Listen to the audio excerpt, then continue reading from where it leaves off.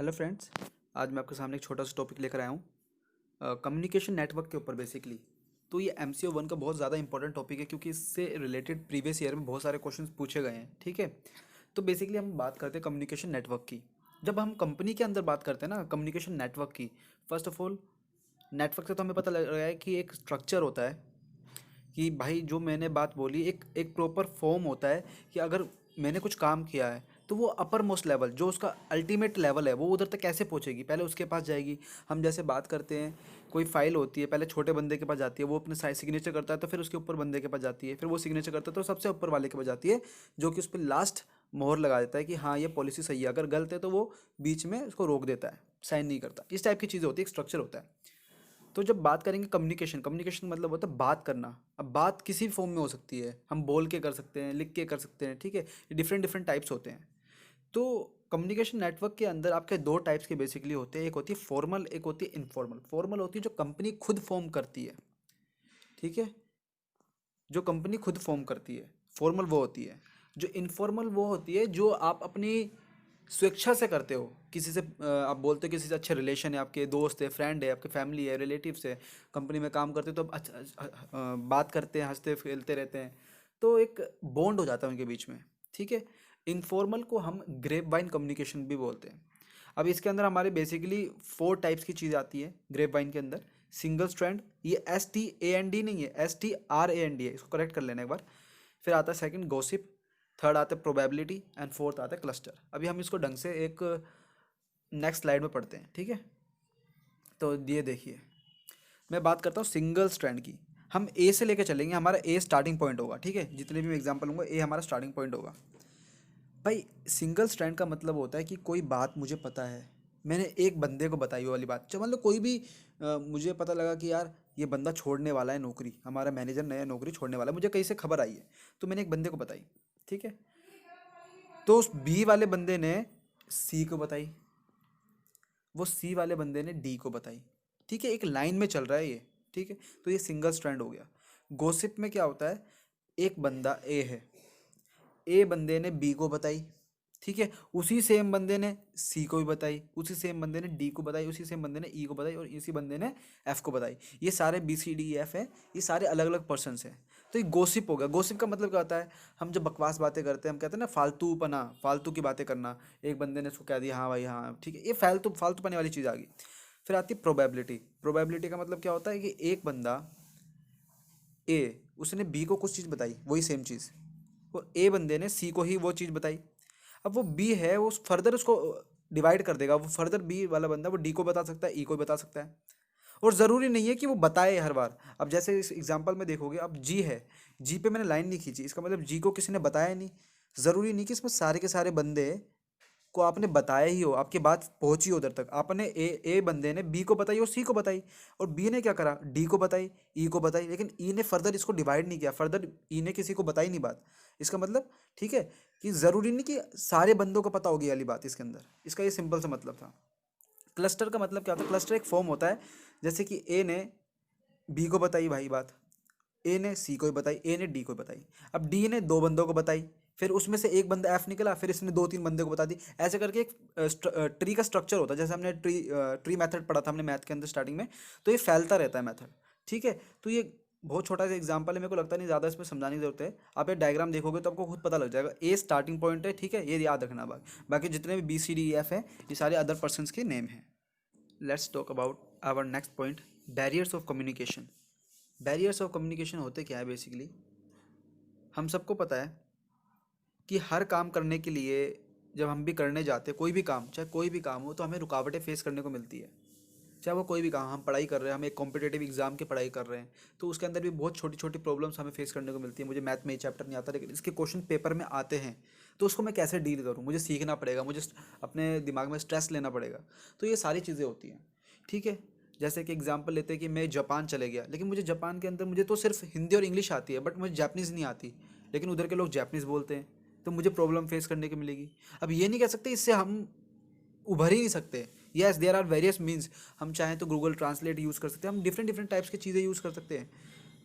ये हमारा प्रोसेस को, जो हम काम 1 घंटे में कर सकते थे, अगर हमें वो चीज़ आती तो हमें 2-3 घंटे फालतू लगेंगे, ये हो सकता है। या उससे कम भी लग सकते हैं। तो कहने का मतलब ये आपके काम को डिले करेगी, आपके काम को रोक नहीं सकती है, ठीक है।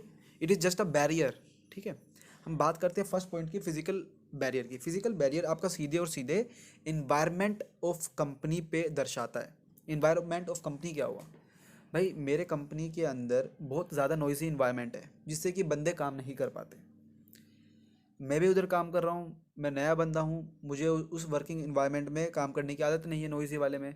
तो मेरा काम उस लेवल का नहीं हो पाता और गलती होने के चांसेस भी बढ़ जाते हैं, ठीक है। मैं अपनी बात दूसरे सुपरवाइजर्स को नहीं बता पाता ढंग से, क्योंकि नॉइजी इन्वायरमेंट है, मैंने इससे पहले इस इन्वायरमेंट में काम नहीं किया। दूसरी चीज़, मेरे उधर के जो इक्विपमेंट्स हैं वो अच्छे नहीं हैं। इक्विपमेंट्स अच्छे इन द सेंस, मैंने बोला मेरे पास स्टेपलर की मशीन है, वो उसमें से स्टेपलर की पिन होती ही नहीं है। मैं जब भी पेजेस में करता हूँ तो पिन नहीं होती, या मेरे डोर्स है तो ढंग से ओपन नहीं होते, आवाज़ करते जब भी खुलते हैं बहुत ज़्यादा। तो ये छोटी छोटी चीज़ें बहुत ज़्यादा परेशानी करती है। मैं बोल रहा हूँ कि जिस बंदे को मुझे अपना रिपोर्ट सबमिट करनी है वो दूसरी बिल्डिंग में है, कल को अगर मुझे मेरे बिल्डिंग के अंदर सप्लाई पावर कट हो जाती है तो मैं अपनी चीज़ों को उनके पास कैसे कन्वे करूँगा, तो ये ज़्यादा प्रॉब्लम हो जाती है, ठीक है। तो इस तरह की चीज़ें आती है इसके अंदर, फिजिकल बैरियर्स के अंदर। अब बात आती है ऑर्गेनाइजेशनल स्ट्रक्चर के अंदर। भाई बोला ऑर्गेनाइजेशन का स्ट्रक्चर में ही प्रॉब्लम है। स्ट्रक्चर इन द सेंस, आप जैसे देखते हो कि गवर्नमेंट जो भी सेक्टर्स होते हैं उसके अंदर दफ्तरशाही बहुत चलती है। आप ओबीसी का सर्टिफिकेट बनाने गए तो भाई आप उसके पास जाना पड़ेगा, पहले उससे साइन करवाने पड़ेंगे, फिर आपको वो करवाना पड़ेगा। तो मतलब कि बहुत सारे लेवल्स बना रखे जिससे कि काम में टाइम में बहुत ज़्यादा डिले होता है, ठीक है। तो कंपनी वालों को सिर्फ यही सोचना चाहिए कि मिनिमम से minimum optimum level of structure बनाना चाहिए जिससे कि उनका काम डिले ना हो। फिर बात आती है लैंग्वेज बैरियर की। अब लैंग्वेज बैरियर की बात करते हैं, मैंने आपको एग्जांपल दिया था, जापान गया मैं, मुझे हिंदी इंग्लिश आती थी, मुझे जापानीज़ नहीं आती थी। लेकिन जब भी ये बैरियर है हमारे लिए, क्योंकि हम दोनों के बीच में कम्युनिकेशन हो ही नहीं सकती। वो जापानीज़ से बात करेगा, मैं हिंदी इंग्लिश में बात कर सकता हूँ, हिंदी कोई सुनता नहीं है, लेकिन इंग्लिश यूनिवर्सल लैंग्वेज है तो बहुत से लोग इंग्लिश को समझते भी हैं, ठीक है। फिर आता है कल्चर बैरियर। अब कल्चर बैरियर का मतलब ये होता है कि हम जो हमारा जो धर्म है, हमने ये चीज़ें देखी है कि हमारे इधर के जैसे साउथ इंडिया में चले जाते हैं तो चावल मछली ये ज़्यादा चलती है चीज़ें। अब नॉर्थ में आते हो तो खाना अलग चलता है, दिल्ली में खाना अलग चलता है। जो बंदा चावल पसंद नहीं करता, अगर वो उड़ीसा इस टाइप की जगह पे चले जाता है जहाँ पर इनका स्टेपल फूड है ये, तो आप उधर आपको बहुत मुश्किल होगी कन्वे करने में। क्यों? क्योंकि आप जहाँ पर भी जाओगे, जिस रेस्टोरेंट में जाओगे, तो ये चावल तो आपको परमानेंट मिलेगा ही मिलेगा उधर। या मैं एक एग्जांपल ले सकता हूँ, मैं थाईलैंड गया, थाईलैंड के अंदर अब मैंने जो चीज़ें, मैं वेजिटेरियन हूँ, ठीक है, लेकिन मुझे उधर कीड़े मकोड़े इनका तल के दे रहे हैं, इनका वो करके दे रहे हैं, फ्राइड करके दे रहे हैं, तो ये सारी प्रॉब्लम्स मुझे फेस करने को मिल सकती है। जबकि मैं तो वेजिटेरियन हूँ, तो मैं कैसे उधर रहूँगा? तो मुझे कुछ और विकल्प चुनना पड़ेगा, कुछ और अल्टरनेटिव चुनना पड़ेगा मुझे उधर, ठीक है। तो फिर आता है इमोशनल बैरियर। इमोशनल बैरियर का मतलब हो गया कि एक होता है कि आपका जो सुपरवाइज़र है, आप उनसे उनको आप उनको अच्छे लगते हो, इन द सेंस आप अपनी बात उनको कन्वे कर सकते हो। बट कभी कभार क्या होता है, सुपरवाइज़र जो होता है वो बहुत ज़्यादा रूड बिहेवियर का होता है, आप उनको अपनी बात बताने में हिचकिचाते हो, ठीक है। तो इस केस में भी आपका कम्युनिकेशन गैप आएगा आएगा। एटीट्यूड बिहेवियर, एटीट्यूड बैरियर, इसमें भी वही सेम एग्जांपल आपका लागू हो सकता है।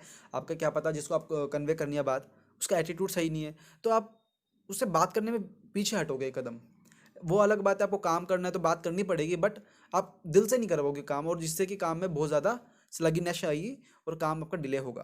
फिर आता है साइकोलॉजिकल बैरियर। साइकोलॉजिकल होता है मेंटली बैरियर, ठीक है। हम कुछ और सोचते हैं, होता कुछ और है। एक होता है इंसान के अंदर, भाई मैं तो सबसे टॉप का बंदा हूँ, ठीक है, मैं क्यों करूँगा इस बंदे से बात, ये भी एटीट्यूड होता है बंदे के अंदर। तो जब इस तरह के एटीट्यूड क्रिएट होते हैं जो उनकी मेंटलिटी को दर्शाते हैं, then it is known as psychological barriers. Perception barrier. Perception का बैरियर का मतलब ये होता है कि मैंने किसी बंदे के को देखकर एक धारणा बना ली, यार ये तो बंदा ऐसा होगा, इसके बारे में मुझे सुनने को ऐसा मिल रहा है। भले ही मैंने उसको एक्सपीरियंस नहीं किया अभी तक, लेकिन मैंने उसको सुना कि भाई इसके बारे में लोग इतना कुछ कहते हैं, तो ये अच्छा नहीं है बंदा, तो मैं इससे चुप चुप के रहूँगा, बहुत ज़्यादा वो रहूँगा, पीछे हटूंगा बात करने पे, जिससे कि कम्युनिकेशन गैप क्रिएट होता है। Technological barrier. भाई आज के टाइम में इंटरनेट का ज़माना है, अगर आपके कंपनी में आपको जो पीसी दे रखा है वो बहुत पुराने ज़माने का है, तो आप अपना काम उसमें प्रोसेस नहीं कर पाओगे फास्ट तरीके से, क्योंकि आज 50-50 10-10 15-15 फाइलें एक साथ ओपन करके रखनी पड़ती है, आपको भी पता है। जब आप पुराने कंप्यूटर में वो ओपन करोगे तो वो नहीं ओपन हो पाएगी ढंग से और बहुत ज़्यादा प्रॉब्लम करेगी, डिले करेगी काम को। तो इसलिए मतलब आपको बिल्कुल टिप टॉप होकर रहना है। आप देखोगे कि आज के जितने भी नई कंपनीज होती है तो अंगूठा लगाकर आपका बायोमेट्रिक टेस्ट होता है, जिससे कि आपका अटेंडेंस अटेंडेंस सब कुछ सेट होती है। ठीक है। तो ये जितनी भी टेक्नोलॉजी चीज़ें आ रही है, टेक्नोलॉजिकल चीज़ें आ रही है, वो आपका काम को 1% आगे लाती है दूसरे से। जितनी ज़्यादा आप होगी तो ये आपका टाइम बचाती है। जितनी ज़्यादा ये अच्छी होंगी, उतना ज़्यादा आप काम को सफिशेंटली और एफिशिएंटली कर पाओगे। ठीक है। फिर आता है जेंडर बैरियर। जेंडर का मतलब क्या हुआ? Male female. अब मैंने बोला मेरे से एक छोटी उम्र में लड़की मेरे ऊपर बैठी है जिसको मुझे रिपोर्ट करना है, तो मैं ये सोचूंगा यार ये लड़की कुछ काम तो करती नहीं है, छोटी सी उम्र की है, हम इतने बड़े उम्र के हैं, भाई हम इसको रिपोर्ट करना है। तो मैं उससे बात करने में थोड़ा सा वो रहेगा मुझे। तो कहने का मतलब फिर ये लगेगा यार ये तो लड़की है यार, इसको मेरे को रिपोर्ट करना पड़ा, यार ऐसे थोड़ी ना होता है मुझे, बल्कि इसको मुझे करना चाहिए था रिपोर्ट। तो ये तरह की चीज़ें दिमाग में आती है, तो ये बैरियर क्रिएट करती है। ठीक है। तो एक छोटी सी ये वीडियो थी। I hope you like this video. If you like this video, just press the like button. Thank you very much.